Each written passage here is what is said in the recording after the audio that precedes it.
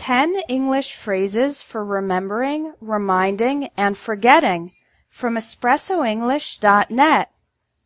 Number 1. I remember. There are a number of ways to use I remember.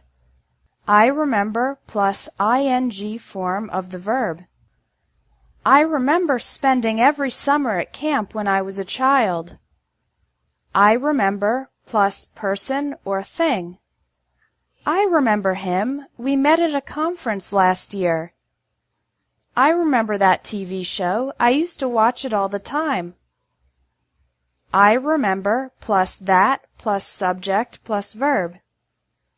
I was going to make hamburgers, but then I remembered that she doesn't eat meat, so I made a salad instead. Number 2. I'll never forget. I'll always remember. Use these phrases for people, things, or experiences that were so strong that they will never leave your memory. Number 3. If I remember correctly, as far as I can recall. Use these phrases if you're not 100% certain that what you remember is correct and you want to communicate this small uncertainty. Number 4. I have a vague recollection of. Use this phrase when you remember something but not very well. For example, you remember the general experience a little bit, but not the details. Number 5. It's on the tip of my tongue. Use this phrase when you are trying to remember something, usually a word or a person's name, but you can't quite say it yet. This expression is often used to get a few more moments to remember the word or name you're trying to think of. Number 6. My mind went blank. Use this phrase to describe a moment when you couldn't remember or think of anything.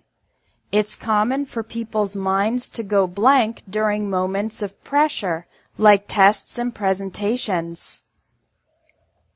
Number 7. It doesn't ring a bell. Use this phrase when someone asks you if you've heard of something and you want to say that you don't know about it or don't remember it.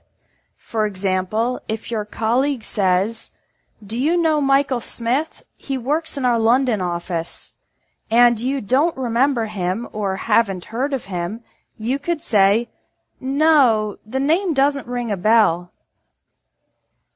Number 8. I'd like to remind you about. I'd like to remind you to. This is a diplomatic way to remind somebody about something so that the other person doesn't forget. I'd like to remind you about is followed by a noun. For example, I'd like to remind you about your dentist appointment tomorrow. I'd like to remind you to is followed by a verb. For example, I'd like to remind you to send me the information by Friday. Number 9. You haven't forgotten about, have you? I hope you haven't forgotten about. Use these phrases to check if someone has remembered or forgotten about something. Again, use about with nouns and to with verbs.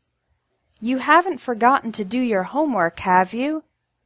You haven't forgotten about the test, have you? I hope you haven't forgotten to pay the bill. I hope you haven't forgotten about our meeting this afternoon. Number 10. It completely slipped my mind. Use this phrase after you completely forgot to do something. You didn't remember or think of it at all.